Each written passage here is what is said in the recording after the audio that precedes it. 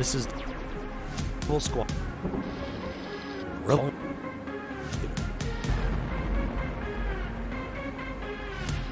You.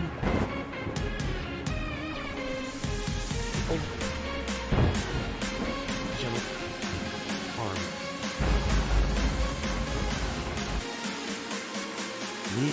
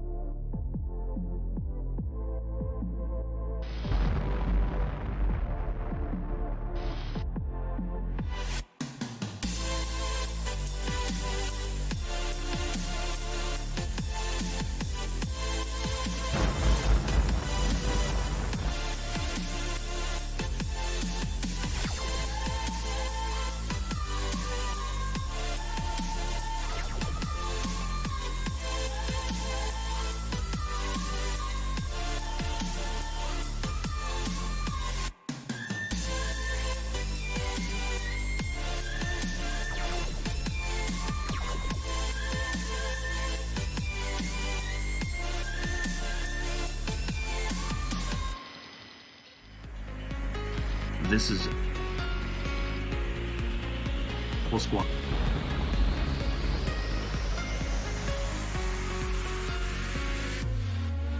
Admiral Rumors.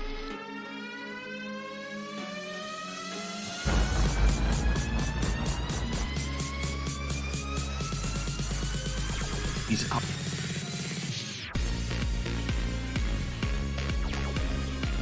This message. Sure.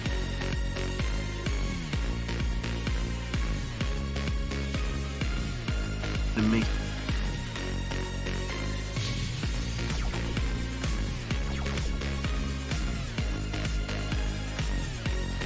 you're on your side.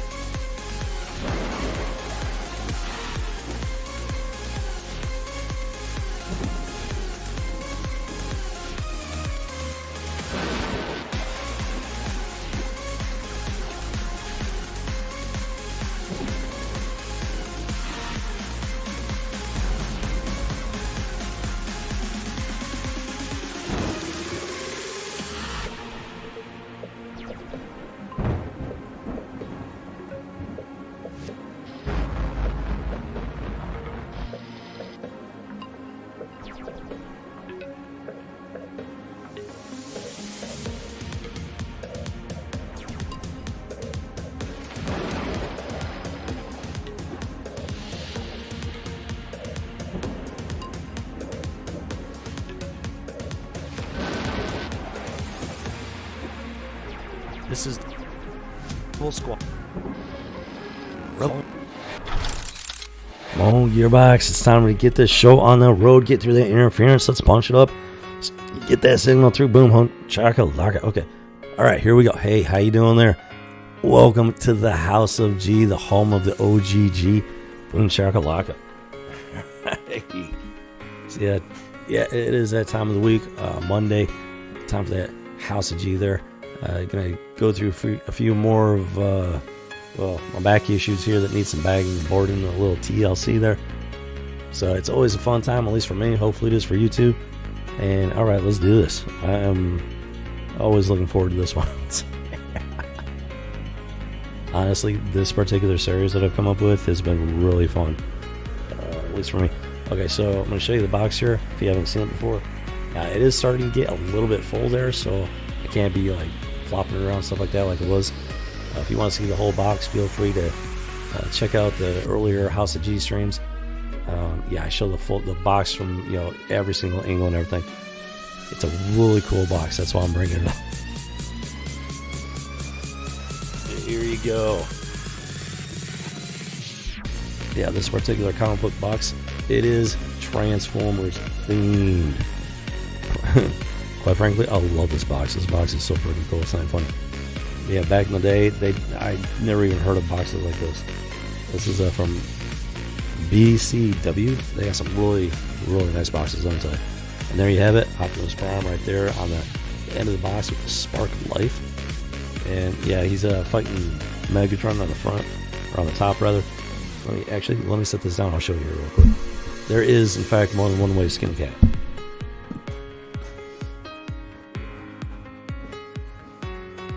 Yeah, here we go. I wish I thought of this sooner. So yeah, there we go. You got a good old Optimus Prime cleaning the clock of one Megatron. Oh yeah, Transformers, more than meets the eye. One thing about doing these channels, I have literally entered my second childhood, and let me tell you, it is amazing. I've been adulting for a very long time at this point.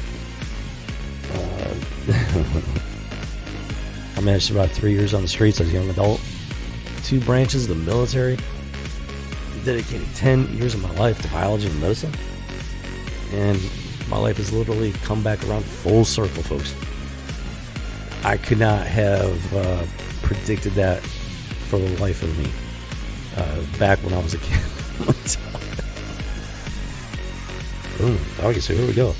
So yeah, if you're new to the stream, right now the focus is well, I do have a fairly sizable comic book collection. I used to think it was around 1,000 issues, but it might be around 600 or 700. It's entirely possible. Some of them got misplaced over the years. I've lived a semi-nomadic life. I've been around different places across the country. Serving the military, on deployment halfway around the world. And so, yeah, it's been a little tricky holding on to certain things. Being a collector and whatnot, being a geek, stuff like this. You really got to have a stable environment to be able to collect this kind of thing.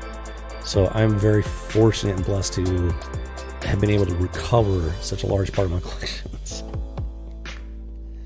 Yeah, so that's the whole reason the G, the initial inspiration. Yeah, I'm looking to go through my collection here, and this has just been a great opportunity. Do have a stack that I've been bagging and boarding. They've survived in relatively good condition. Some of them, not as well as others, but this one right here that I'm holding, this one's in pretty good shape for the most part. A slight little ding on the corner. Other than that, it's not looking too bad. Yeah, so that's what this House of G is all about right now, at least. And let me tell you, it's been a lot of fun. A lot of nostalgia, bringing back a lot of memories. It's been reminding me why I was a geek to begin with, before geek was mainstream, before geek was cool. And it's also been an eye-opener when comparing and contrasting the older comic books with the stuff that's going on today. Let me tell you, it has been quite the eye-opener, to say the least. Alright, so we're going to go ahead and start off this House of G with this particular issue here. Let's see, this is the original Batman, number 566. And we have one, The Visitor. Dun, dun, dun. As you can see, we got Superman flying down below the Batman. This takes place during No Man's Land. I vaguely remember No Man's Land. What was going on? I want to say that it had something to do with Gotham being shut down or cut off or something like that. And Batman was just trying to maintain some semblance of peace and order. It's a real dark time, darker than usual for Gotham, and I think that's what was going on. I would have to go through it to be able to really brush up on it and everything. So let's go ahead and do that. I'm not going to read the whole thing, just skim through it right here, try to get an idea for the gist of it. And let's see here. Yeah, something happened. With Gotham.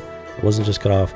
It looks like a bomb got dropped on it. I don't know if you'd be able to see it. The artwork's a little dark there and stuff. But yeah, it looks like a bomb got dropped on Gotham. So for the most part, the city was probably evacuated. But clearly not everybody got out of the city and everything. Then Superman comes on the scene.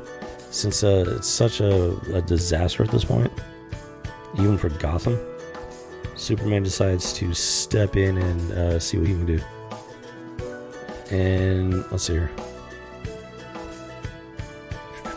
Naturally, I'm not sure Batman's too happy about it.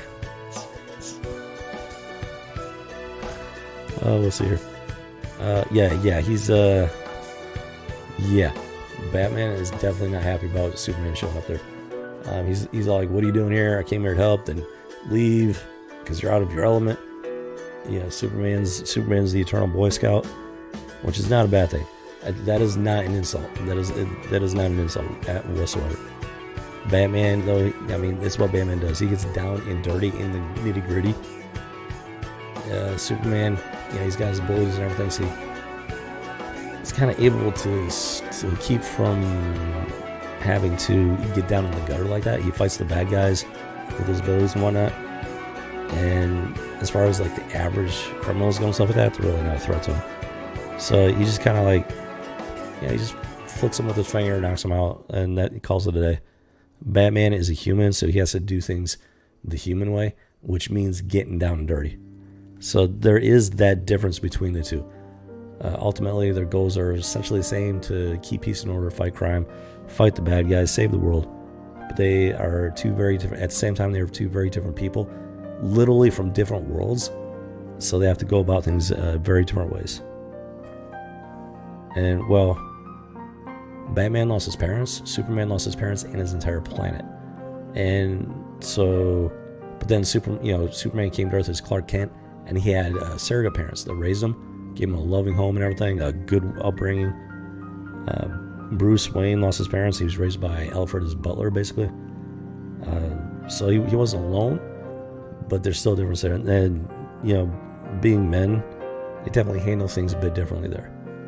In part, but not completely, because of the differences in their abilities. So yeah, that's what makes the two characters so dynamic, and why it's so much fun to see them playing off each other like that. They're such a great team. They really are. These characters were created back in the day when creativity was applauded and not squashed, and where logic and reason, real world principles and values were actually injected into the comic book, into the story, into the character. It's like night and day, folks. And this is I think I forgot something here. Yeah, this one was published in June of 1999, so 21 years ago. We're not talking like golden age, nothing like that, but even 21 years ago, there's a huge difference between the types of stories they wrote then and the stuff that's going on now. And yeah, it starts off with your authentic Batman Superman interaction.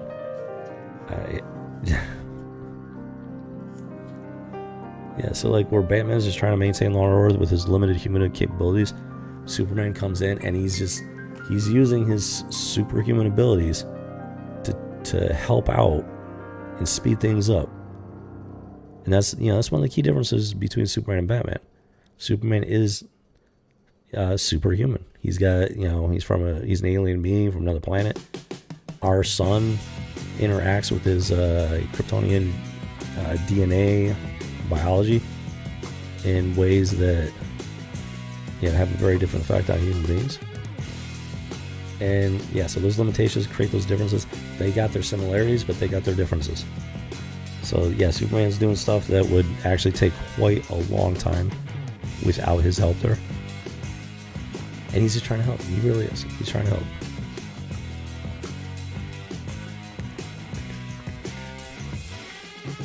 And he helps us. That's what he's doing right there. He's helping this engineer get the power back on for the city.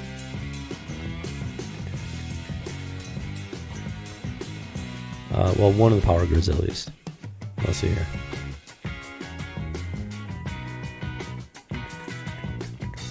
Oh, okay, so he helps the engineer get the number 9 grid up, and then he's like, "Oh, well, I'll go check out this other stuff, see what we can do." And then as soon as he leaves, a bunch of thugs with guns show up behind the engineer. Yeah, most likely their goal is to take over the power plant, because he who controls the power, well, they have the power. In this case, it's quite literal. It looks like it might actually be Mr. Freeze. Oh, no, this is a different location. Okay. So yeah, if these guys control the power, they control the city. So, like Batman was trying to say, you are out of your element. Metropolis and Gotham City are two very different cities.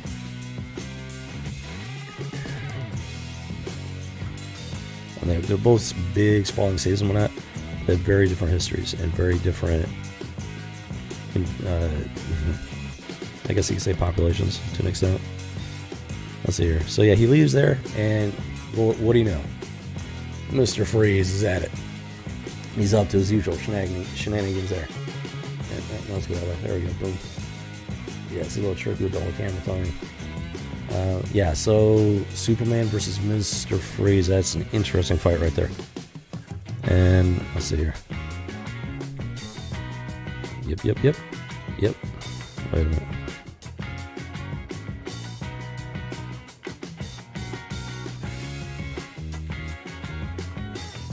Oh, okay. So I was on the right track there, but not quite. So these guys are all like, "So what do you want us to do, boss?" They look at the chief engineer. Okay, so so naturally, and it was done that way on purpose. So naturally, when you're reading that previous panel, you're thinking these guys are going to take over, but in actuality, they recognize the fact that the chief engineer is the one with the brains to get the power going, and they're all like, "Hey, what do you want us to do?" And he's like, "I don't want you to do anything." He's an engineer. He's not a crime boss or nothing like that. He's not a military commander. He just keeps the power going. And then this other gentleman shows up. I got no idea where these people are coming from all of a sudden. It's a little odd that Superman helps them get the power going in short order. As soon as he leaves, boom, these people literally come out of the woodwork. Not sure about that. Don't know. I guess they're just hanging out at the power station or something. I don't know. And that gentleman down there was asking for, you just begging him to have the power put back on. So, yeah, you get this big old battle between Superman and Mr. Freeze. And, Mr. Freeze has got some pretty impressive technology there, but it is not enough to slow down, to stop the Man of Steel. It slows him down for a brief second, and then Superman just breaks right through and takes down Mr. Freeze.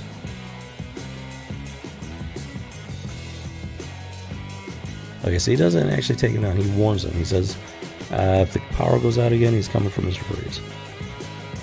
So, yeah, Superman comes in and he's shaking things up like nobody's business. Okay, so... yeah, so this is pretty much, honestly, it's not too surprising. Okay, so... now keep in mind, Batman was telling Superman, you are out of your element, you don't know you don't know the city, you don't know how to handle this. So then we go back to the power station. Boom. Yeah, these guys they're fighting amongst each other because they want the power back on. Everybody's begging for power. Because, if you've ever been through a storm, earthquake, something like that, power gets cut off, It's literally a matter of life and death, especially when a society is so dependent on technology. There are survival skills that will help you get through that stuff, but the average person has absolutely no clue how to survive in that kind of situation. So yeah, when the power goes out, that basic human instinct for survival kicks in, and it can get very ugly. Let me tell you. So you got these people, they're begging for power. And one person, this dude, he's all like, I got food. Turn my power on, I will give you food. And this engineer is just like, he's in over his head. He doesn't know. This is completely unexpected. He's never been in a position of power like this. He just doesn't know what to do. So then he basically becomes a de facto leader of this particular faction of the city.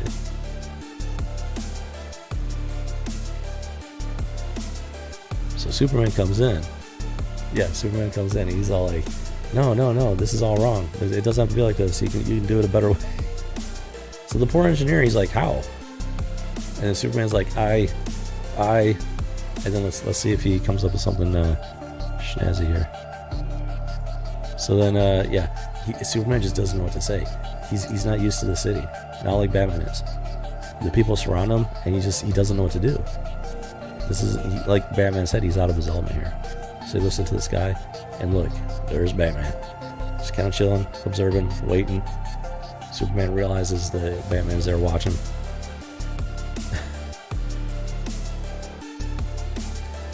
So yeah, Superman's all like, you were right. I didn't understand. But then Batman throws him a bone there. He's like, it took me longer than it took you to figure that out. So Batman's a good guy. Bruce Wayne, he's a good guy. Yeah, he's all like, he throws him a bone. He's like, he shows a little compassion for him. He's like, yeah, don't worry, buddy. It took me even longer to figure it out. Batman's a smart guy. He's a smart guy. But human nature can be unpredictable, to say the least. And so Superman asks himself, how is he going to do it? Batman's honest about it. He's like, I don't know, but I'll figure it out. And that right there is life in a nutshell, in many ways. This was a good issue.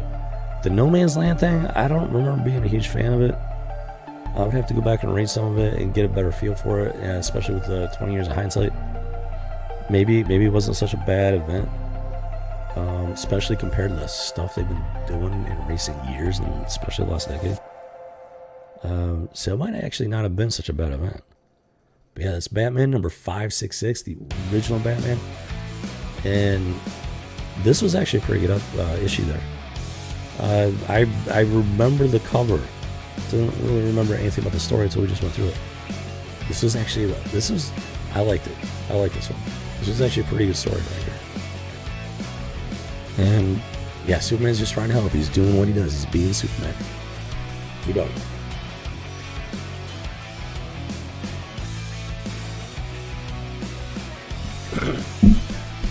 Excuse me. But human nature is human nature. And, well, depending on what the foundation of the city is,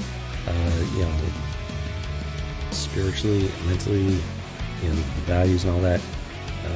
Gotham is a very corrupt city as it is, with there are a lot of corrupt politicians and whatnot, a lot of crime, family type stuff going on. So Metropolis isn't like that. So yeah, Superman doesn't know the city like Batman does, and even then, it took Batman longer to figure it out. That just shows human nature can be so unpredictable. This is actually a pretty well written story. I honestly didn't know what to expect from it. It's been so long since I read it. And with the whole No Man's Land thing, I was fuzzy on it. This one turned out just skimming through it. I didn't even read the whole thing.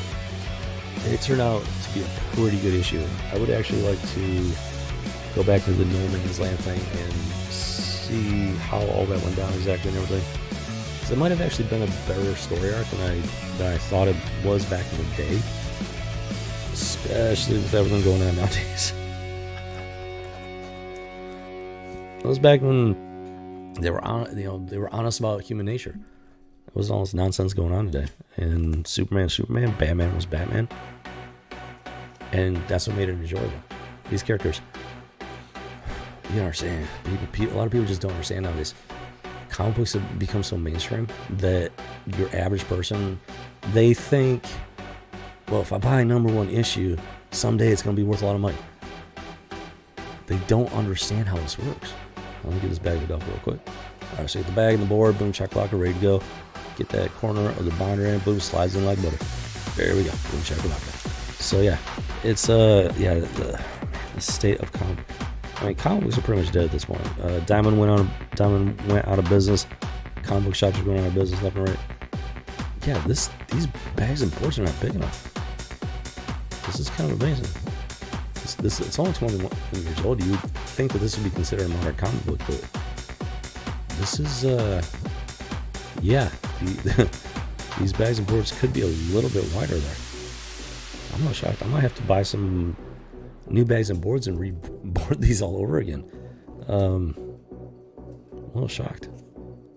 To get back on track here, yeah, you got your normies that are getting, especially because of the MCU, the movies and everything from the last decade.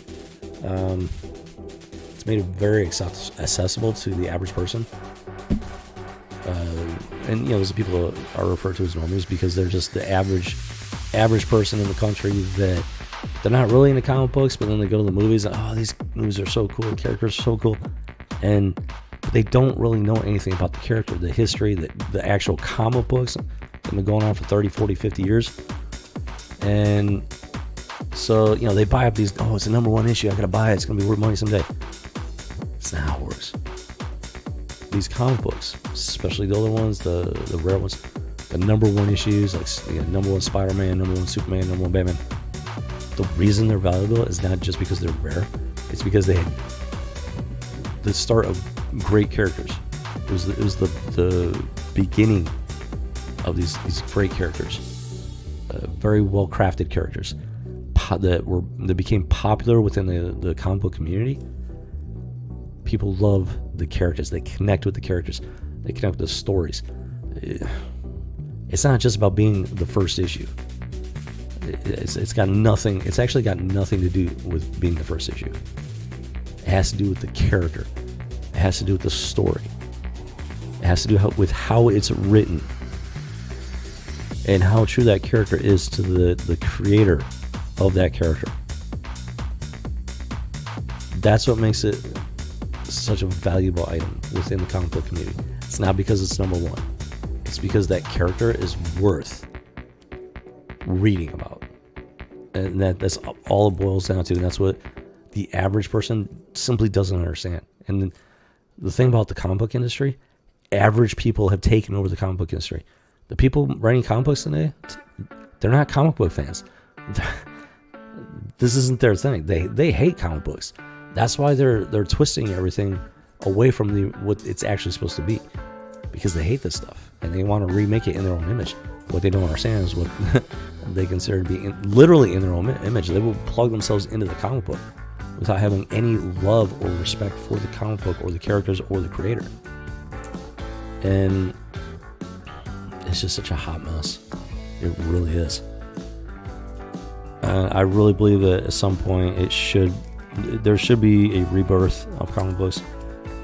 I don't know exactly what it's going to take, but this stuff's not going to simply die off and go away. It's going to take a resetting. This stuff's going to have to be reset to the original intent and vision of the original creators of these characters and these universes. That's going to be a key part of restoring the entire comic book field. Now, what that's going to take, I don't know. There are plenty of different possible scenarios. We're just going to have to be patient and see exactly how it plays out. But I truly believe that it will recover somehow, some way. It's just going to take time, and there's going to be more pain before it gets better. But I do believe that it will recover somehow. All right, let's go ahead and put this puppy up for storage. All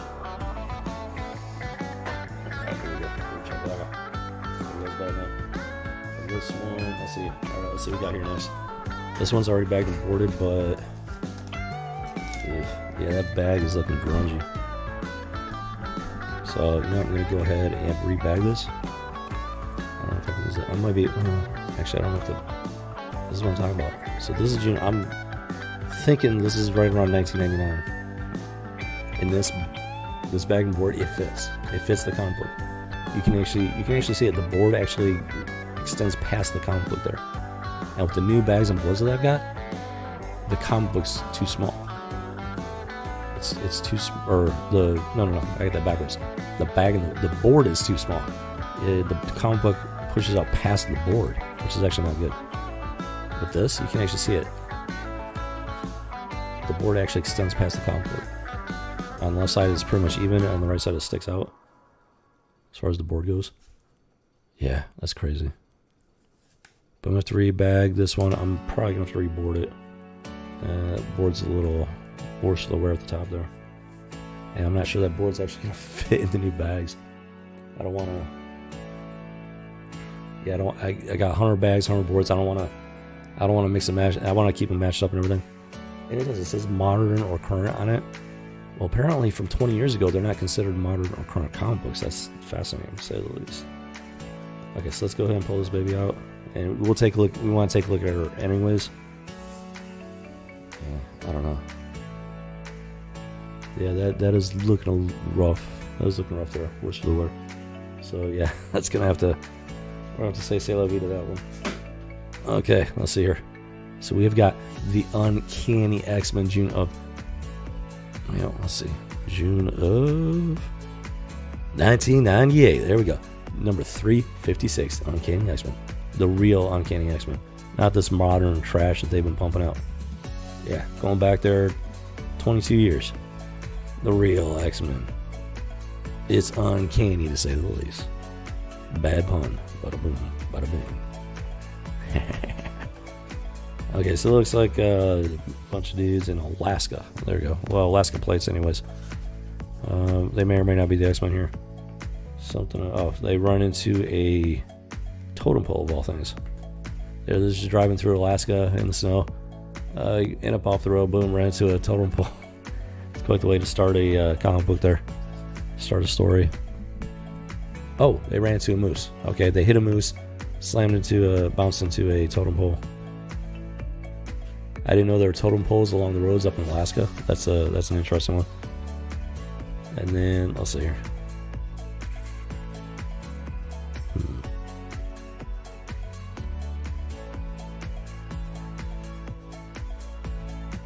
Well, yeah, I'm not sure what they're doing in Alaska. Something about Logan gave him a call or something, which would make sense then.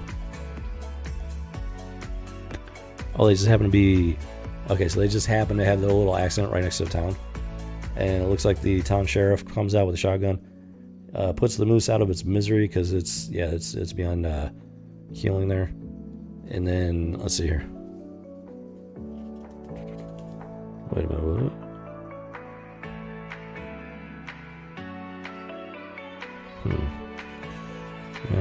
Cracking a joke there about blackbirds, so I'm not sure.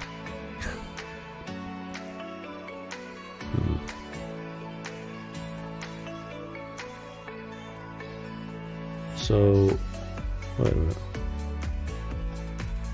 Hold on.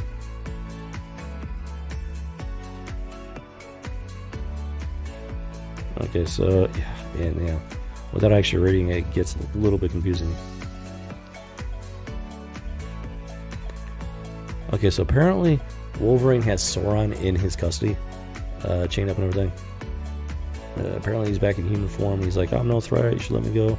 And from what I understand, he has the ability to like suck the life out of other living beings. So maybe that's got something to do with what's going on here. Rogue is with him.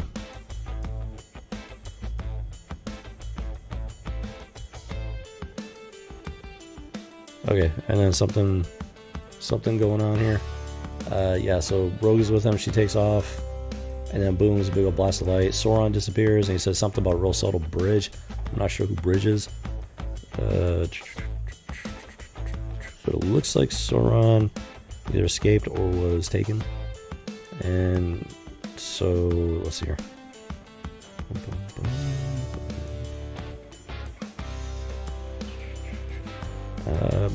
I don't know if it's supposed to be Christmas time or if they're just dressed up for Alaskan weather there. There's a lot of dialogue in this one. This is not a lot of action. This one's got a lot of dialogue. I don't want to sit here and read everything. Just trying to get an idea. But they're having, lots of conversations here, reminiscing about stuff, ragging on each other. What you would expect from an extended family type dealio.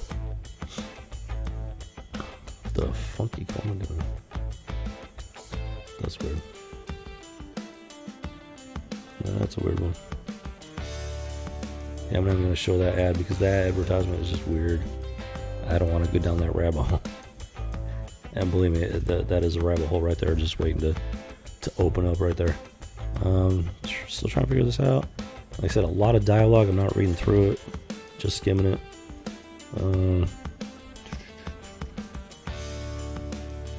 Someone named Dr. Agi, A-G-E-E. Talking to Rogue, some sort of appointment. This one's a little confusing, actually. Just because there's so much freaking dialogue. There's like almost no action. It's just mostly the X-Men just talking to each other.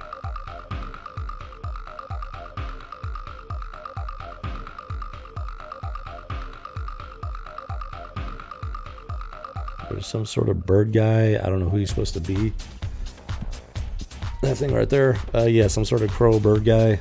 And I don't know if they're following him or if he's following them. Not a clue. Without actually reading it. This one's a little confusing. This is one of those issues where you have to read it. There's a large amount of dialogue. And if you're not reading every, word bubble and everything, you're gonna get lost. But something going on where Wolverine had Soren in his possession, and Soren got snagged away there. And then so the rest of the X-Men show up in Alaska there, and something about some bird guy. I don't know. So maybe some Indian thing, I guess. So that was an interesting one. Interesting take, yeah. So there was not a lot of action. Not a lot of action now. Lots of just reminiscing,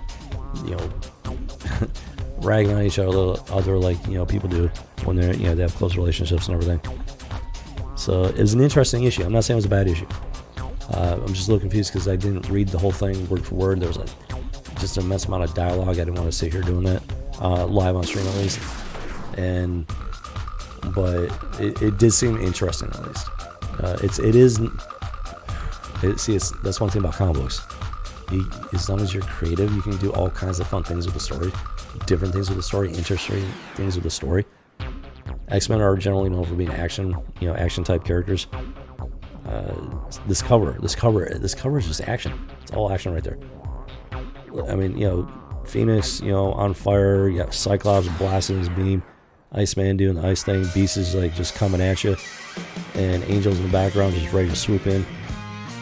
But then when you get into the story, I mean, it's like next to nothing as far as action goes. It's like, this is almost like the clickbait of comic books before YouTube was a thing. It's pretty much just clickbait. I guess I can't really blame them too much because, like I said, this is mostly dialogue, not much going on in this issue. So it's like, what kind of cover are you supposed to make for that? It's the good old days. You have no idea. Oh my goodness.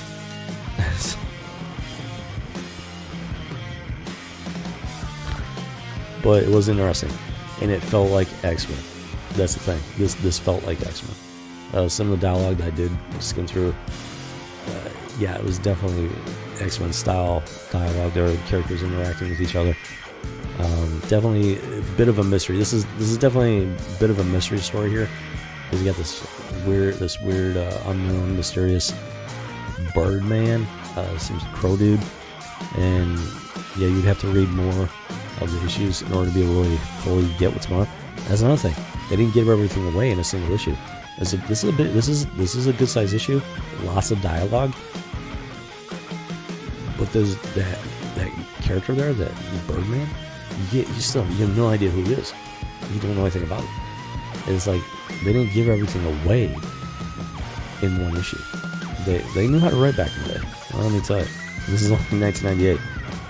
Gee, make sure how things have changed. They often say it only takes a generation for things to completely fall apart. Yeah, we are living to see the truth in that statement. Yeah, I'm actually kind of intrigued. I actually just skimming through it makes me want to sit down and actually read it cover to cover. All right, so let's go ahead and get this baby bagged and then boarded and ready for storage. Really?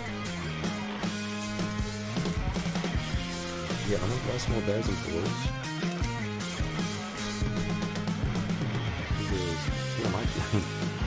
Yeah, I stopped buying comics regularly for a couple of different reasons. One, it's just very difficult to engage in this type of hobby if you don't have a long-term stable living environment where you can actually safely collect and store the stuff. Number two, but that wasn't like the big reason. The big reason is because I recognized before, well, let's just say I recognized before a lot of a lot of channels, the issues that were already existent within the comic book community, not just the world of comic books, but just entertainment in general, movies and television. So I just, as far as comic books went, I checked out quite a while ago. Not because I don't enjoy comic books, not because I'm not a legitimate geek, but because I saw the writing on the wall a long time ago. And that's why this whole stack is from like 1988, 1999. The stack of comic books that have not been back and board, they were my most recent acquisitions. And that should tell you something right there. I did buy some stuff after 1999, but it was few and far between because things had, well, my life was fairly chaotic. But then, I mean, it was just going downhill fast. I did buy the Straw That Broke the Camel's Back was in 2012. The Green Lantern Alan Scott, the reboot where they completely changed his character. I was so pissed off because I bought the first two issues, had no idea that those issues were where they were completely changing his character. I had heard about it, but I didn't know when it was supposed to happen. And the guy that was working the counter, he didn't warn me. So I got home, opened them up, I got slapped in the face with it, and I was so pissed. Oh my gosh, I was so pissed. You have no idea. And that's when I was just like, oh man, screw this up. I did buy. It wasn't the last time I bought comic books. I did find a receipt with some issues here. I think they're in the stack actually, from 2013. So I did actually buy something in 2013. But to the best of my knowledge, that was the last time I bought a comic book in this type of format. That's just how, yeah. I couldn't take it anymore. It just wasn't worth spending the money at all. And I know hope springs eternal. So yeah, people, yeah, you can't blame them. I mean, it's a fun hobby and everything. These characters, when they're done right, when they're treated with the respect that they should be treated with as somebody else's creation, they're fun characters. It's easy to connect with them, to relate to them. The stories, if they're done well, they reflect stuff that's going on in real life. And I'm not talking about political situations. I'm talking about just normal human interactions with normal human beings. That's one of the amazing things about it. These characters are supernatural. They're superhuman. They got these incredible abilities that do not exist in real life, not naturally, and yet they're still very much human in nature. They're written as very human characters, which is why you're able to connect with them, relate to them, while indulging in the fantasy of all of these fantastic abilities that they have. That's what makes it so much fun. That's why people connect with it. That's why people spend so much money on the #1 issues for these characters. And I'm talking about the real number one issues, not the fake number ones from the last like 10 years. Where, oh no, you know, we need to boost sales. Let's release a number one. Everybody will get excited about it, buy the first one, hoping that it's going to be worth a ton of money, make them rich, you know, 30 years down the road, which is not how it works. These people, they simply do not understand how it works. Somebody with the love and passion for these characters, these universes, and the respect. The love, the passion, and the respect for the characters, for the creators. Somebody like that is what it's going to take to get the entire comic book industry back on track. And I have absolutely no idea who that person is going to be. But I know they're out there. Alright, so this baby is ready for storage. Let's go ahead and put it away. Check it out. And another one is protected for another generation. That would be nice. It would be nice to pass this collection down to somebody someday. No idea who at this point, but that's always the hope, isn't it? You live your life, you build your life. You hope to build something that you can pass down to somebody else. That can be all kinds of different things. As far as me, my comic book collection is part of that.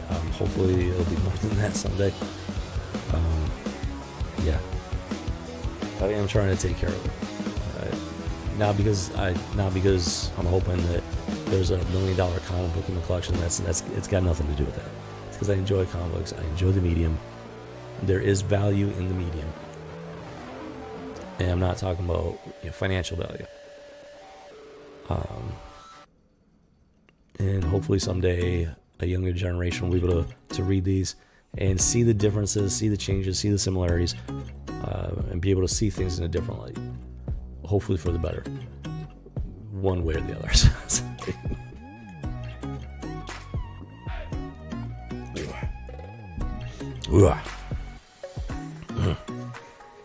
Like I said, I'm the OGG. I'm the original Geek and Gamer.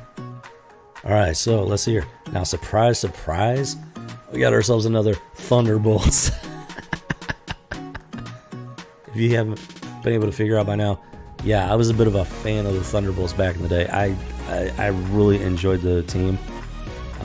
Yeah, it's coming back to me. Like, I really enjoyed the team back in the day.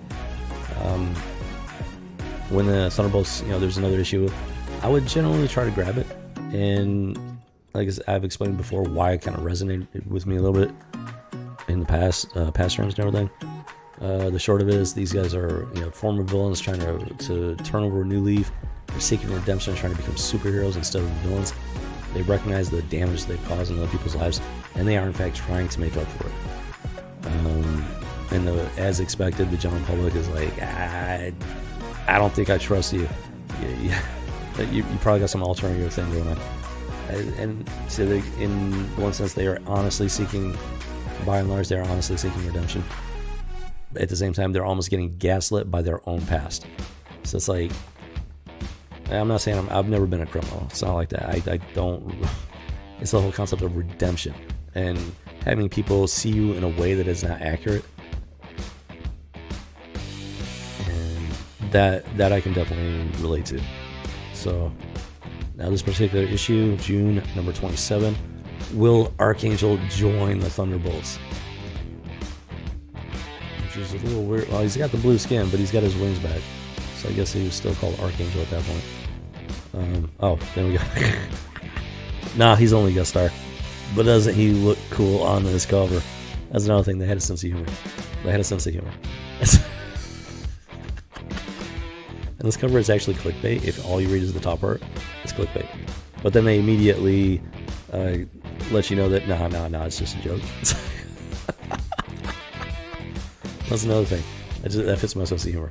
My style of humor, right there. Corny, geeky, sarcastic, dry, subtle.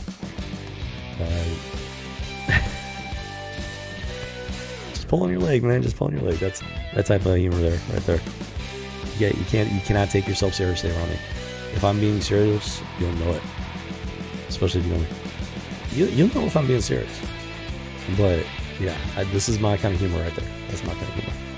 So let's see here.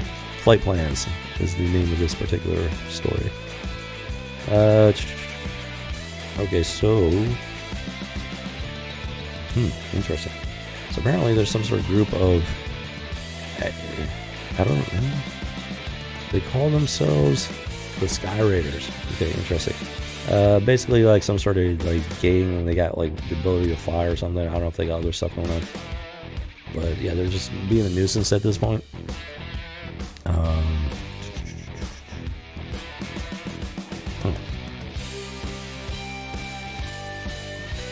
And well, let's see. Yep, they're hooligans. Yep, definitely hooligans. No doubt about that. Yeah, they're doing all kinds of stuff. They're knocking over the police car. This dude's he's got a thing for this chick, so he's kind of like swooping her away and everything. These guys are vandalizing stuff. Yeah, they're hooligans, and they got superpowers. That particular guy's bulletproof. They got super strength, ability to fly. Not sure what's going on.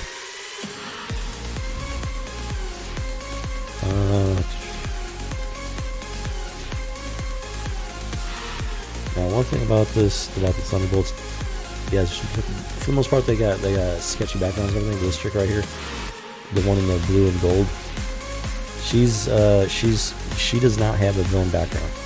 She's not a criminal, nothing like that. She's legitimately joined the team because she wants to be a hero from the get-go.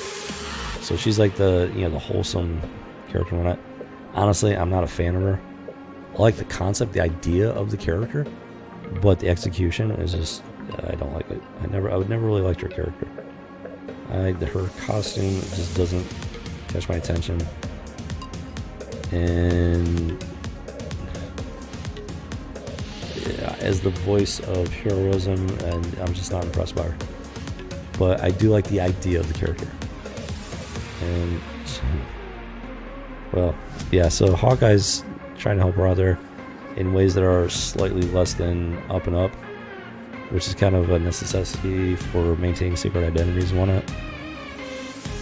And she's not too happy about it, which is under the circumstances, well, doesn't really have a choice. Let's just put it that way.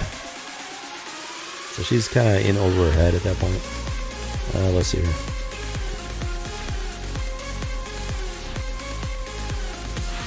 Okay, so apparently they got some sort of secret base now, and it's big and modern. So yeah, we had those hooligans at the start, and then nothing about them after that. Those first couple of pages kind of just drops off. Yeah, so they have some sort of like high-tech secret base now. I'm not sure where it came from exactly. Oh, so that chick that I showed you at the start, apparently she's in high school. So that's just like a high school drama. So that's the thing. Even back in the day, I could do without the high school drama. There's Songbird. She's got some powerful, Jean Grey style abilities, I guess you could say. Cross between Jean Grey and Psylocke, maybe. But then, yeah, so that chick. Wait, oh man. Still getting the hang of this. Yeah, so she's in high school. Which explains her freaking attitude sometimes. She's definitely got that high school attitude. And she's got that ponytail, so she has long hair like a woman, but they've got her in this, she's got her hair in this weird ponytail that from a lot of angles makes it look like she just has short hair. I'm fairly certain that was intentional. And not really a fan of it. And let's see here. What the hell is that thing? This is what I'm talking about, this woke nonsense. It's been around a long time, and it's only gotten worse and worse. Now, back in the day, this is what I'm talking about. Back in the day, it was at a level that wasn't so bad where you couldn't kind of just ignore it, skip over it. Let me show you here so you know what I'm talking about. So you got this, oh, that might be Hawkeye, maybe. Wasn't paying attention. I wasn't paying attention because I was distracted by that thing. Like, what the hell is that supposed to be? That is a dude with boobs and clearly meant to look like a chick. I mean, it's a freaking dude. Very broad shoulders, very muscular. The only way a woman like that can exist in real life is if she's on heavy steroids. Let me tell you, I'm a biological scientist. That is not natural. That is not natural. So this is what I'm talking about. Back in the day, and I glossed right over it. She's in one single frame. So you can kind of like, oh, that's just weird. I don't know what they were thinking with that one, and just move on. Because, you know, the rest of the story is relatively readable. And nowadays, that's just, they're trying to push that type of trash as mainstream. So, yeah, that's just weird. And the haircut, like,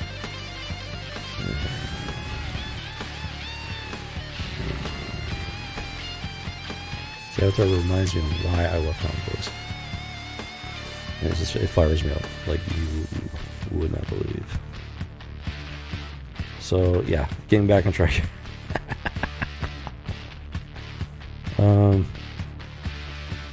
And yeah, it's just one frame pops up, shoehorned in. It's like they were trying to, yeah, you know, not going down that rabbit hole, not for Hostage here, not this episode. So yeah, boom, and then boom. Wait a minute.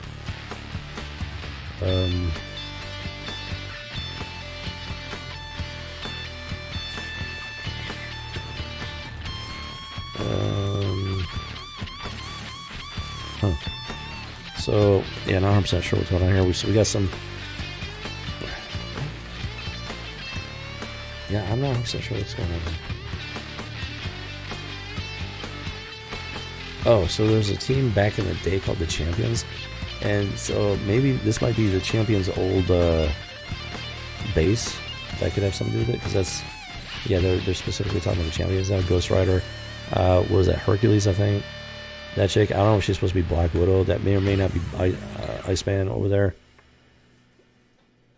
Yeah, but he's got C instead of an X, so I'm not sure if that's Iceman or an Iceman wannabe. So apparently they took over the Champions hideout and everything.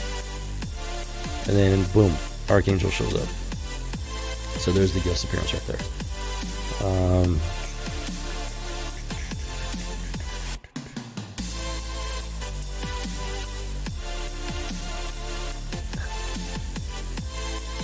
This is what you know made the Thunderbolts team so interesting. So Archangel pops up, boom, and he specifically talks about a pair of crooks and everything. Or, you know, at least he refers to them as crooks. Hawkeye, he's generally supposed to be known as a superhero. See, I think he's trying to help them out, get on the straight and narrow. You know, he might not be on 100% straight and narrow himself. But yeah, Archangel pops up because these folks have a reputation for being supervillains. And he goes on the offensive. And they're trying to figure out how to get his attention without having to hurt him and be like, hey, we're not here under malicious intent, nothing like that. So they got to convince him that they're actually not bad guys in this situation, at least. They're doing their best not to actually hurt him. And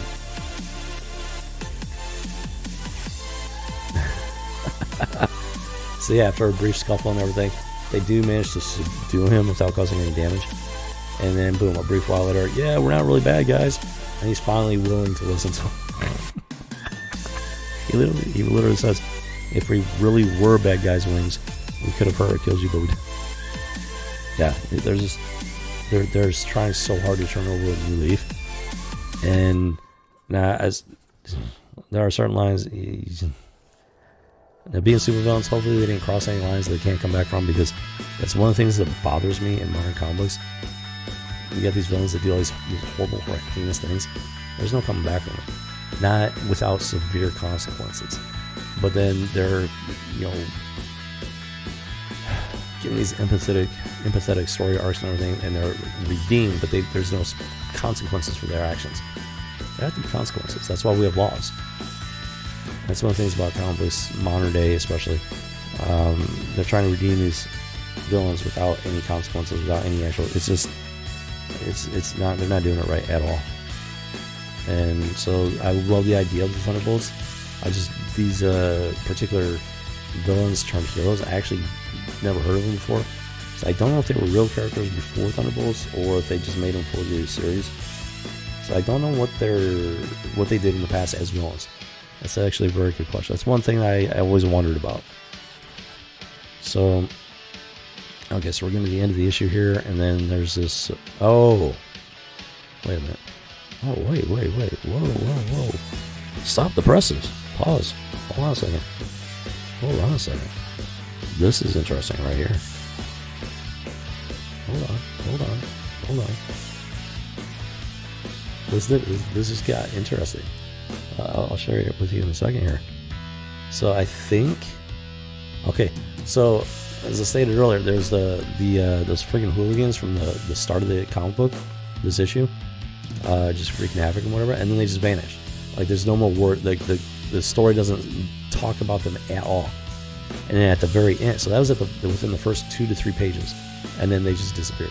And now on the very last page, they're back.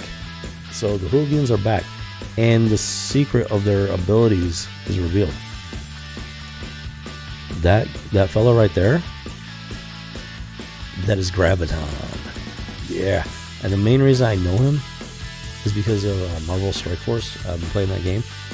Graviton is in the game as an AIM character, and he seems to be quite powerful. At least based on what little I know about him, he seems to be on the level of Magneto as far as power and everything. And yeah, you gotta he's definitely got a certain style there that I can't really disagree with, if you know what I'm saying. But yeah, this is a pleasant little surprise right here. That's Graviton. Yeah, I know him from Marvel Strike Force, and I completely forgot about this guy in this issue. And I've actually been wondering where he's popped up in the comic books, and lo and behold, I have one where he's actually the main villain. So that was actually pretty cool right there. Nice little surprise right there. And a very well placed little text graphic there. That's a shame. Let me tell you who, doggy. That's the end of that particular issue. So yeah, Thunderbolts. I actually rather enjoyed Thunderbolts back in the day. Now, those little woke elements that they slowly, slip through there. Back in the day, I didn't recognize it completely for what it was. I did recognize it. I definitely raised some eyebrows there when I saw that bartender. I wasn't too keen on that, but it was before I really fully started to realize. Plus, keeping something in mind, back in the day, I was a hardcore feminist.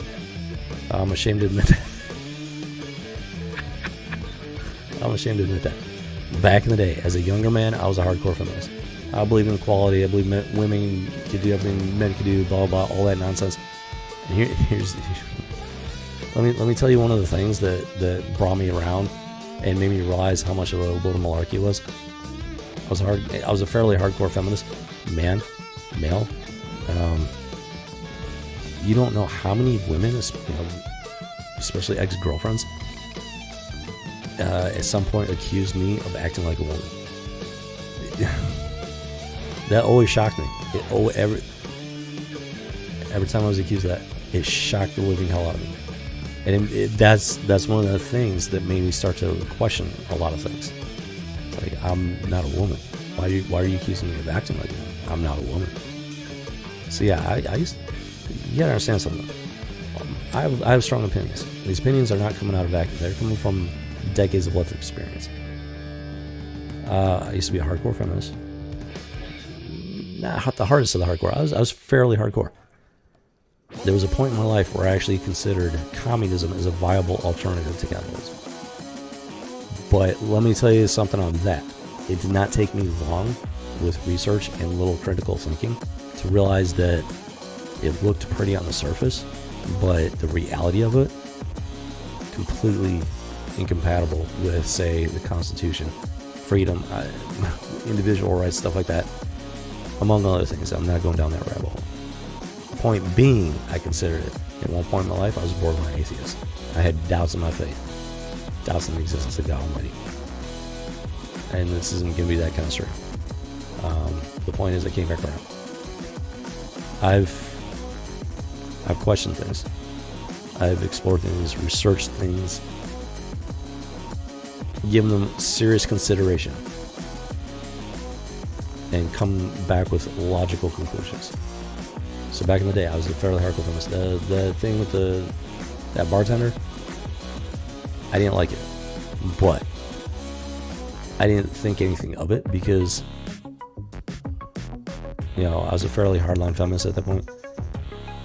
I mean, I wasn't, that's a little bit of a strong word. I was a feminist male. Enough to where I honestly thought that men and women could be truly equal. So, while I didn't like that bartender, I thought she was weird. I didn't question it too much. I didn't allow it to ruin my enjoyment of the rest of the comic book, the rest of the story. So, yeah, if you've been watching my channel for a while, you know I've got strong opinions, and those opinions come from experience. Many years of experience. Let me tell you. So the point, the actual point I'm trying to make is that this stuff has been around for a long time. It used to be just little bits and pieces here and there. In recent years, it's completely taken over everything. So this woke stuff, that bartender is a great example of the woke agenda. And there are people that have made a name for themselves, made money off of making fun of the woke agenda, about riding the woke agenda and saying, hey, if you get woke, go broke. They don't want the woke agenda. But then they turn around and they support stuff like that.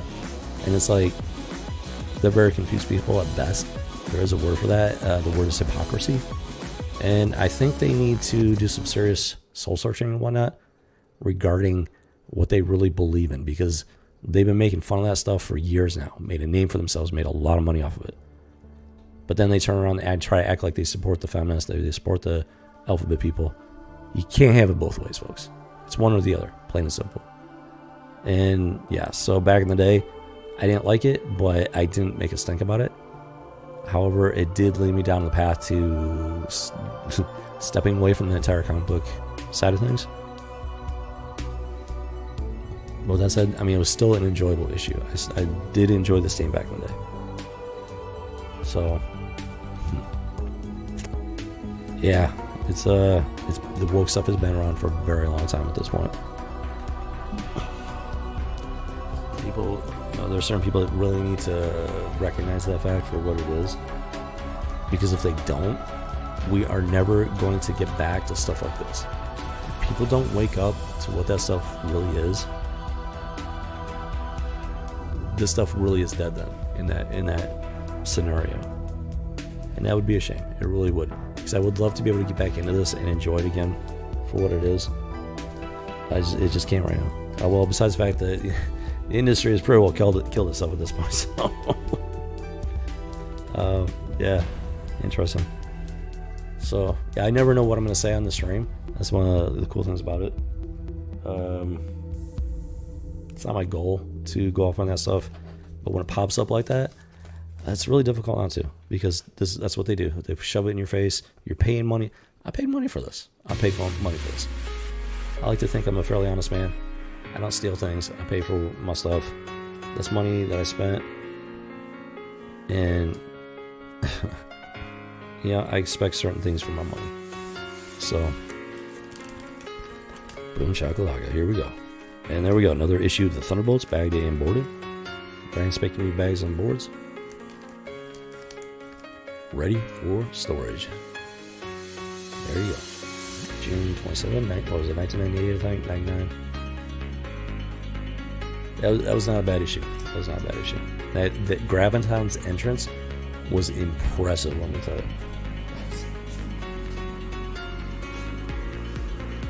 And oh my goodness, what is this? How did this get in my collection? How? Oh, I can tell you how, actually. Okay, so here we have Spiderwoman #1. I bet you were not expecting that. You were not expecting that to be in Rebel's collection, were you? Let me Spectacular #1, July. Let's see what year it was here. This was in 1999. Yep, that's what I'm talking about. Okay, so yeah, 1999, Spider-Woman #1. If you want to know why I bought this, it's not because it's a #1 issue. It's not because of, you know, even back in the day when I was fairly, you know, feminist as male, I still did not like feminist characters. It was so weird. Like, it's so hard to describe. In a certain part of my thought process, I was feminist, but the true male aspect of my existence, my being, my personality, my masculinity, didn't like it. I was a feminist because that's what society expected, because that's what society was teaching. I didn't have anybody to teach me different. It took a long time for me to come back around, to embrace my masculinity all over again. I was a very masculine child, and I got, to put it bluntly, I got brainwashed along the way, just like every other male that's been through it. And I broke the brainwashing. I came back around and embraced my masculinity. Now I will tell you this: I didn't buy this because of feminism. I bought this. Is that right there? That is why I bought it. Plain and simple. I'm not gonna lie. I'm not gonna make moans about it. That is the God's honest truth, right there. Boom. That is why I bought it. She was nice.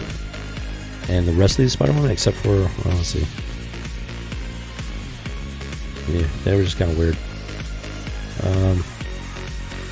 Yeah, the green, the one in the green, that's just ugly. You can't really see the green because the green screen. But that, trust me, that creature is just straight up ugly. That one is just ridiculous looking. This one is the one in the middle that looks like Spider-Man. It's the only other one that looks halfway decent. As far as this one, that's just weird. So that right there is the primary reason why I bought this issue. And because it looks like a woman. And it's a type of woman I could actually be physically attracted to in real life.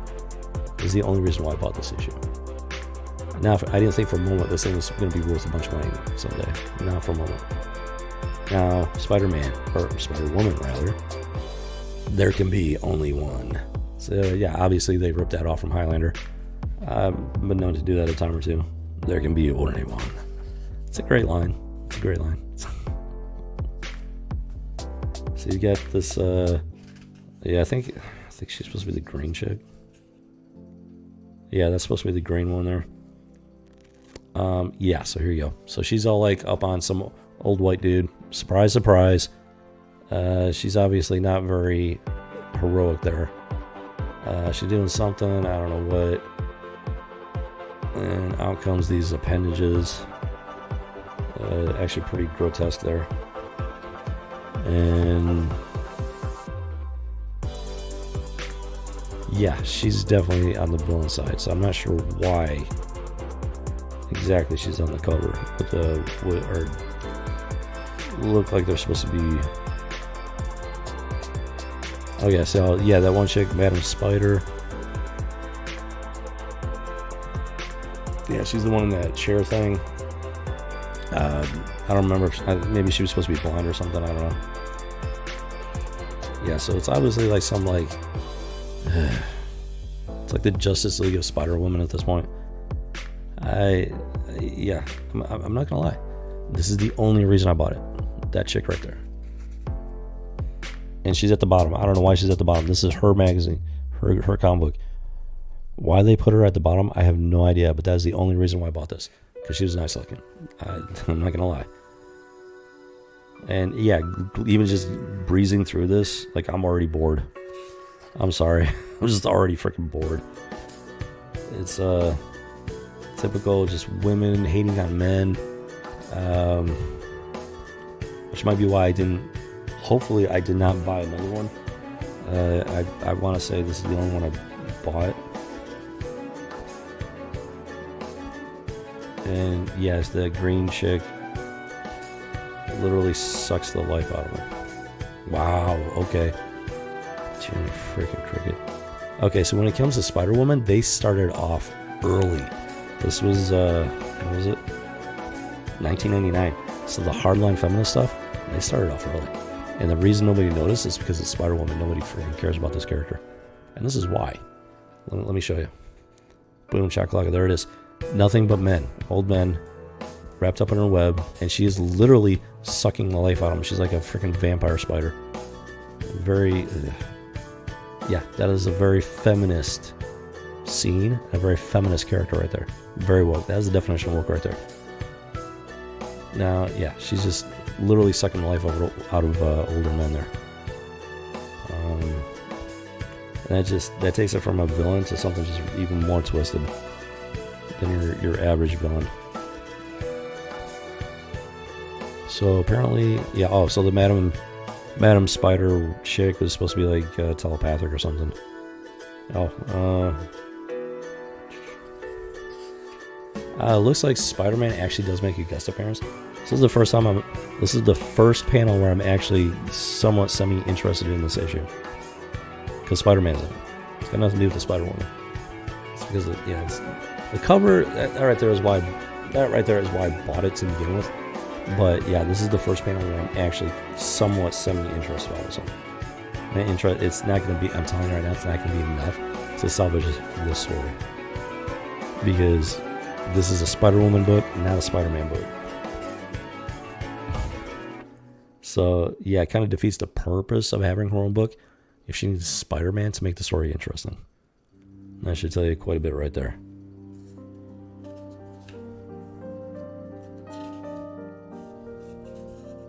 So let's see here. Trying to figure out. So that green spider chick is like literally sucking the life out of people. Trying to figure out what exactly their connection is with. If they're trailing the missing men or their bodies or something. It's kind of convoluted. It's not very. Of course, I'm not like reading it, so I'm probably missing a lot. But so far, it's just really not clear. And then you got the Madam Web's telepathic psychic chick, whatever she is, and so that always adds another dimension of confusion to it.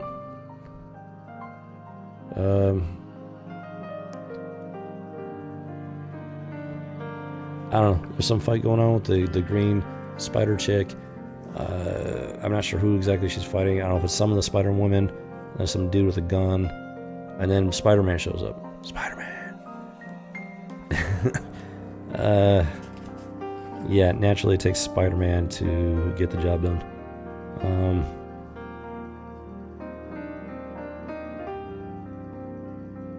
So this green spider chicks apparently can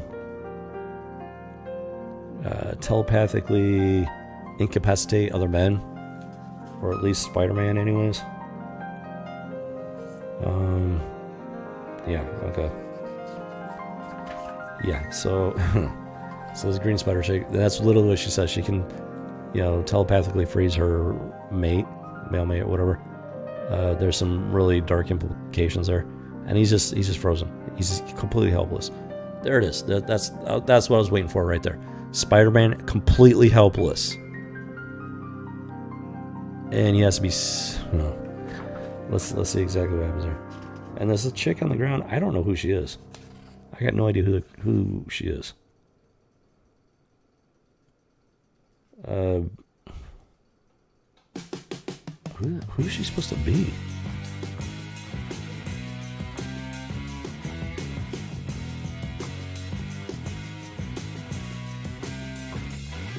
I don't know. She's got Madam Web, something about the Gathering of 5. They granted this chick powers. Apparently the green spider chick stole her powers or something. Hey, this is really convoluted. But then, boom, here we go. You can't get this image enough. Spider-Man, helpless. The strong male, just helpless before these women. Or at least this woman. Powerless. Defeated. And he needs, the other woman to save his bacon there. Give me a freaking break. This is a great visual example of what it means to be a simp. He's paralyzed by this female spider chick from a mental telepathic standpoint. That's the definition of simp right there. man sees a woman. It's based on, you know, physical attraction. Sees a woman, he's physically attracted, and he just loses his mind. He loses his mind, loses his backbone, loses his spine. His balls are just detached, and he's like, here's my balls. I mean, that's what it represents right there. That is a great visual representation of what it means to be a simp. And they turn Spider-Man into a simp. I mean, this is 1999. So you went through some other issues from 1998, 1999. Nothing like that. There was nothing like that in those issues. But then you come up with Spider-Woman. Spider-Woman from 1999, issue number 1. And they immediately turn Spider-Man into a drooling simp. Folks, woke has been around for a very long time. They just weren't as blatant about it, as mainstream about it, as they are today. Back in the day, it was relegated to these obscure issues and titles that nobody cared about, nobody read. So nobody realized what was going on because they flew under everybody's radar. But this has been going on for a very long time. This is from 1999. It's been going on since before 1999. The woke has been around for a long time. This proves it right here. Yes, Spider Simp. Wrong. Bad hand placement. Spider Simp right there. And this lights a fire under. This lights a fire like you would not believe. So get woke, go broke. This is from 1999. So naturally needs the other female spider chick to save his bacon while he stands but Spider-Man is literally standing by helpless. Like, look, he's just sitting there watching the fight, and boom, down goes the bad villain chick, and he's just like watching in awe.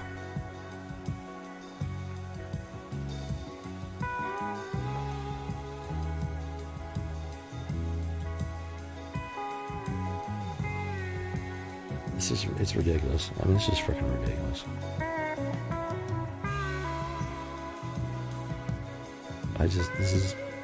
This right here is why I love comic books, because it went from being this obscure nonsense to mainstream. They made it mainstream, and that's why I love comic books. And it's just honestly, it's sickening. What is this?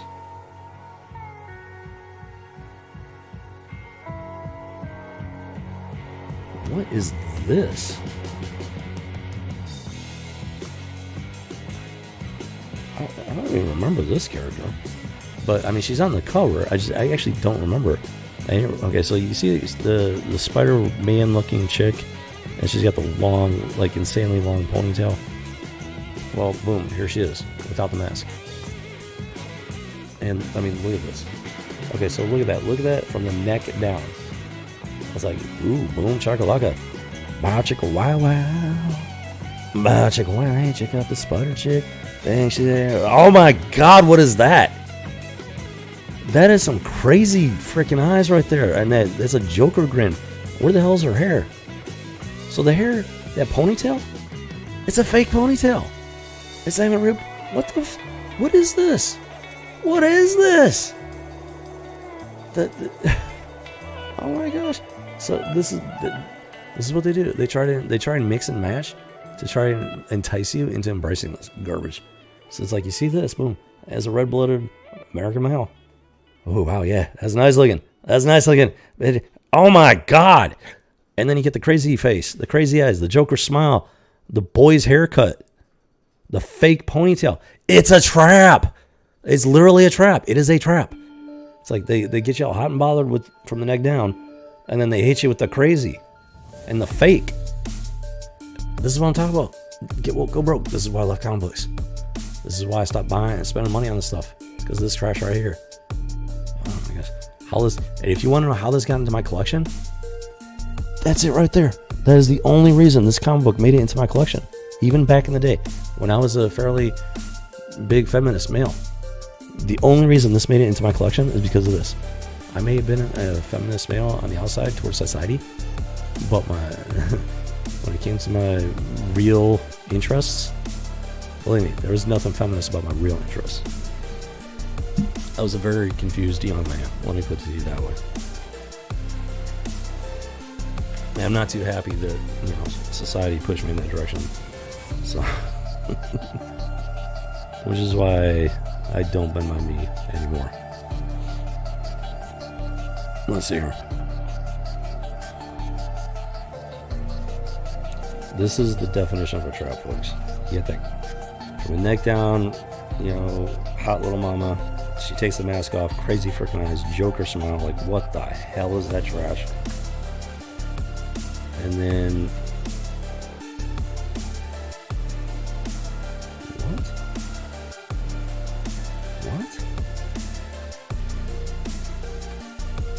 What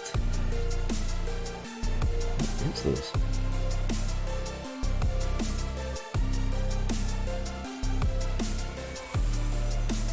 What the hell? Oh, it gets even better, folks. It gets even better. Something about Norman Osborn, became the Green Goblin. So, and this chick, I don't even know who this chick is. I got no freaking clue who this crazy ass chick is. So, yeah, it's got something to do with Norman Osborn. Something about a group of 5, and they're doing some sort of like demonic satanic ritual. At least 2 of them are going to die as a result, and the other 3 might possibly gain superpowers. Possibly. I mean, that's just straight up demonic right there.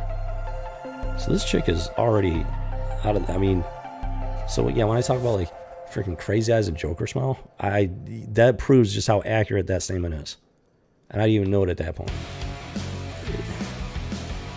So this chick,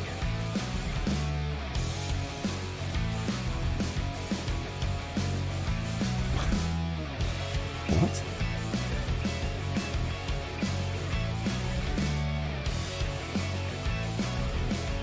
So apparently her father was part of this group, and something happened to her father. She took his place. This one gentleman, he was questioning, he didn't want her on there. Norman, spoke up for her, so she ended up on the thing. And during the ritual, she stole Norman's powers. Like this. So whatever abilities that made her the spider chick, this crazy ass Joker version of Spider-Man on the female side, she stole Norman's power from that ritual. Just freaking weird.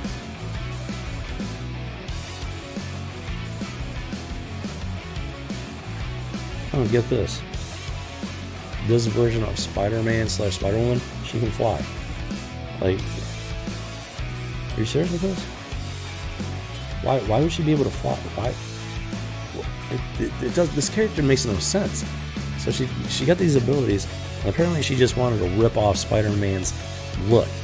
She's not a spider. She's not. What the? This nonsense. This doesn't make any sense. This character makes no sense based on this short little blurb at the end of this comic. This is terrible writing, terrible character creation. They literally ripped off Spider-Man's look and slapped it on some character that has nothing to do with Spider-Man or spiders. She got her powers from some demonic ritual. How? But then she says, "Oh, I'm going to call myself Spider-Woman for no reason whatsoever." This nonsense has been around for decades. People are just now waking up to it.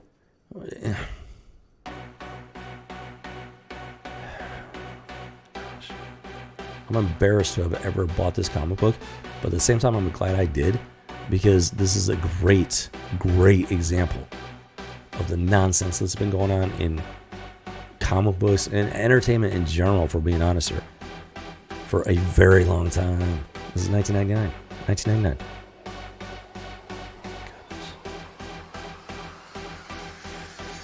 And they've never stopped. Spider-Woman just keeps getting worse and worse. The only reason I bought this issue was because of that. I had no idea what the story was going to be going in. That is the only reason I bought this issue. That right there. And now I'm going back and I'm going to read the whole thing, just breezing through it. This freaking story is whack. It is freaking whack out of its gourd. I don't know what they were smoking when they wrote this, let alone drawing it. But when they created this weird, crazy Joker psycho version of Spider-Man in female form, I don't know what they were smoking. She has nothing to do with spiders. She didn't get her abilities from a spider. Her abilities aren't even spider-like. She flies and she has like super strength. As far as I can tell, that's it. Based on these panels, that's it. She flies and she has super strength. But she decided. Here's the best part.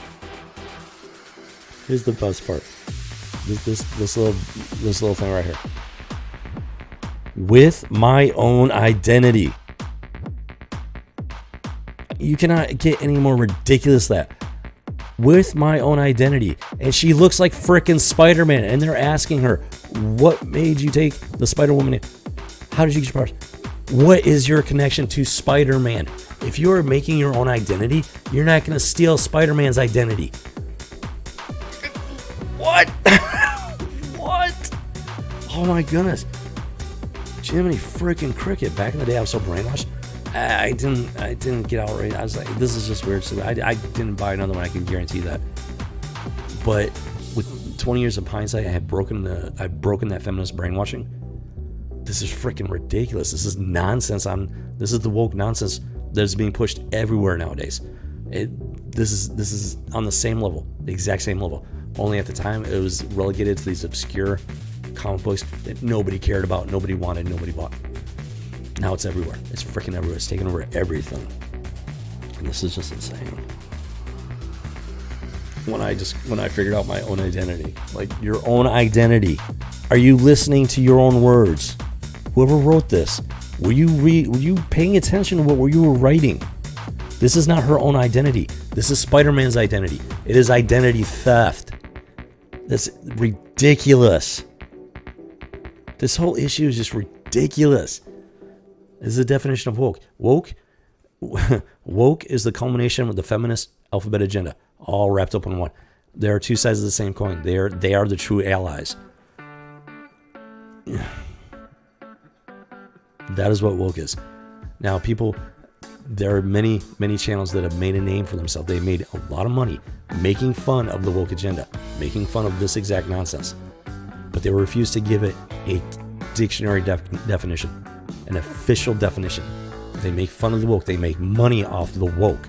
But then they turn around and play the white knight, trying to say, oh, but we support these people in real life.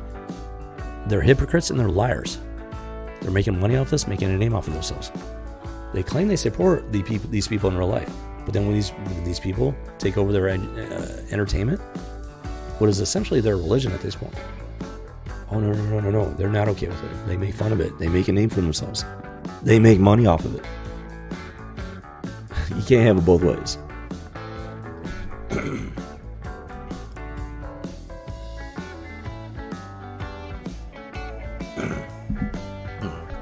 I am sorry, folks. You can't have it both ways. If you try to have it both ways, you are a hypocrite. You are milk toast. You are lukewarm. You are riding the fence that is going to rise up and impale you when you least expect it. Y'all need to figure yourselves out. Y'all are confused. I'm talking to these channels. You all are confused. And y'all are hypocrites. And you need to sort yourself out. You need to figure yourself out. Because it is only a matter of time for you're going to have to take a side.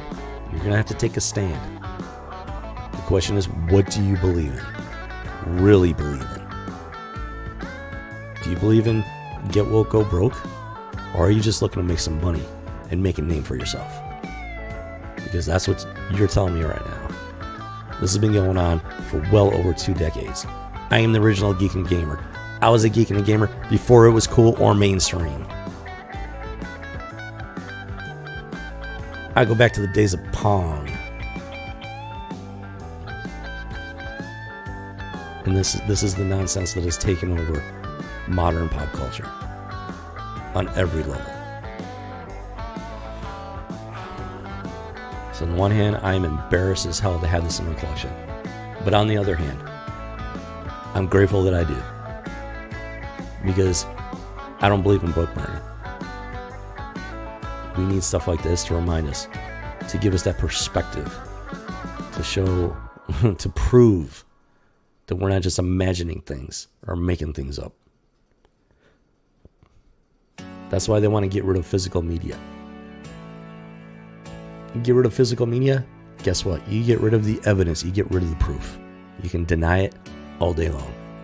You can't deny it anymore. Why? Because I'm holding the proof in my hands there, folks. I'm holding the proof in my hands for the world to see. 1999, Spiderwoman. It's been around a long time, folks. I honest, when I'm doing these streams, House of G, I have no idea where it's going to go, because I have not read these issues in a very long time. Most of them, I don't remember what it's even about, what the story was about in that particular issue, most of the time. Unless it's something like a Killing Joke. At least I do remember enough of that to have an idea what's going on with it. So, doing these streams, this is 100% just, it's almost like reading it again for the first time. These are my authentic initial reactions to these comic books. This is not what I was expecting when I started this stream. I thought it was going to be an interesting one, let me tell you. We're talking about Spider-Woman here. I've had some strong thoughts, strong opinions about Spider-Woman. If you've watched, I actually made a video about Spider-Woman specifically, if you haven't seen it. So I was expecting this one to be an interesting one. This isn't exactly what I was expecting. Oh my gosh, especially not having gone. I don't go through these before I start the stream. I go through them blind during the stream, live. So I don't know exactly what to expect, as far as even my own reactions goes. This is wow, man. This one boiled my bacon. Let me tell you, I don't like boiled bacon. This is nasty.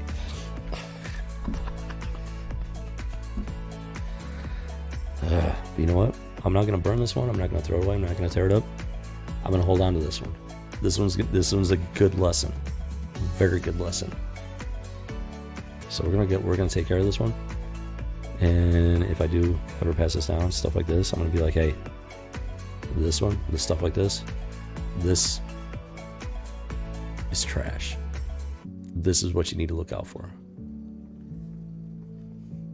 And that right there is why they want to get rid of physical media.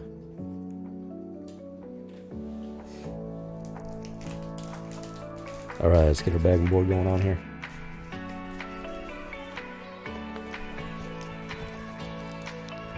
Yep. It is second nature at this point. I barely got to think about it usually. Unless the bag decides to do its own thing, then you got to straighten that out there. All right, so we're going to take this trash issue number 1 of Spider-Woman. Absolute garbage. It belongs in the dumpster. It belongs to be turned to ash. Absolutely deserves it. But it's not what I'm going to do with it. Slice of milk butter.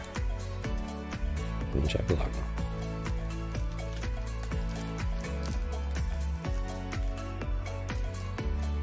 There you go. Spider-Woman number 1, trash. Absolute trash, going back in my collection. Protected. Ready for storage. I might have to do that. I might have to, because after I get these all bagged and boarded and everything, I still have to go through them again and actually get them sorted out. I just had an idea. I'm thinking maybe starting a trash pile. This is definitely going to be at the top of the trash pile at this point. Yeah, I'm going to have to do that. Because you get the dividers and you can label them and everything.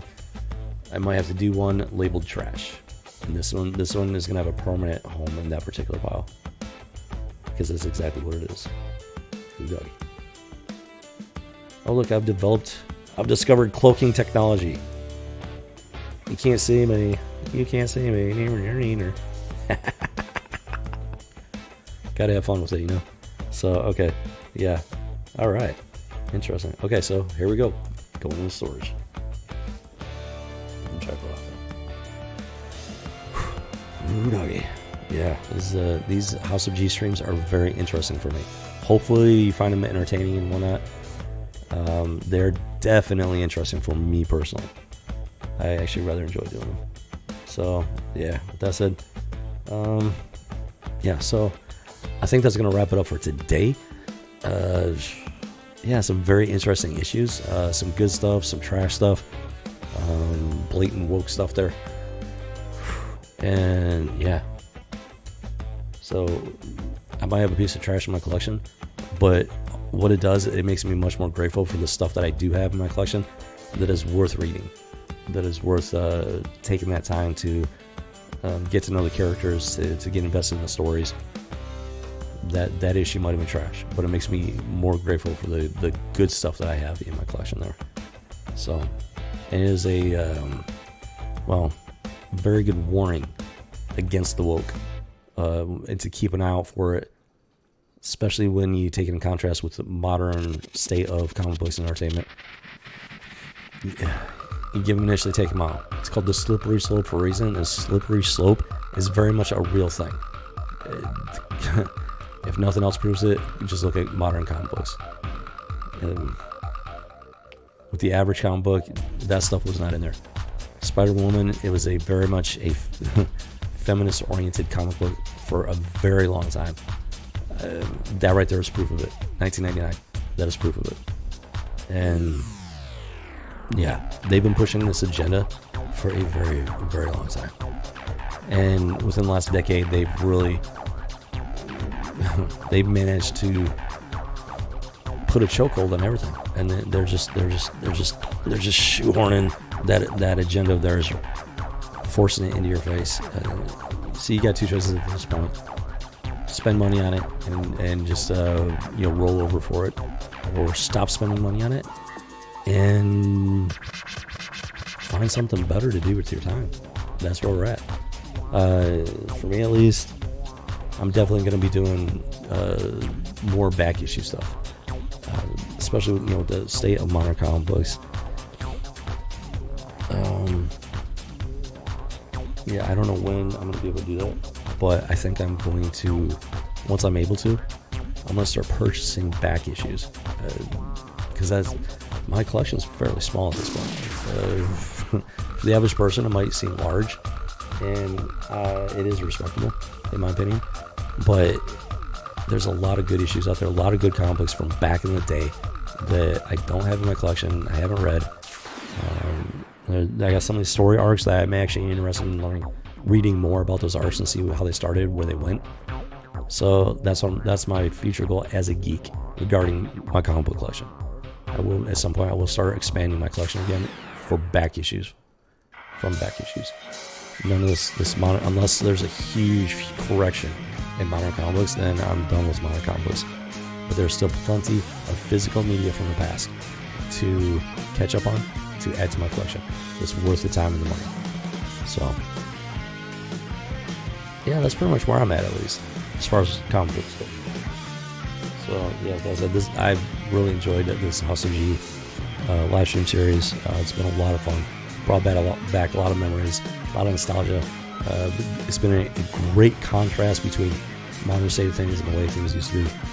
And it absolutely makes me yearn for the days of yesterday, as far as all that goes, at least.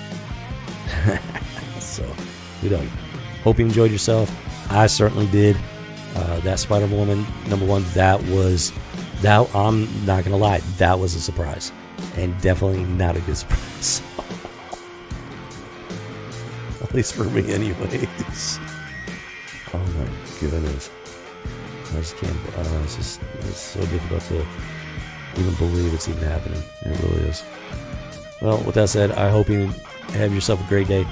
New Year's coming up. If I don't see you, have yourself a great new year. Start beginning to the 2021 there. Hopefully it's going to be a game changer for everybody all around. There are signs that I'm not saying it's going to be an easy road. There are signs that good things are going to come out of all this. Just got to be patient, got to hang in there, keep the faith. The things are going to get better. So, that said, you have yourself a great one. This is Rubber Rant speaking.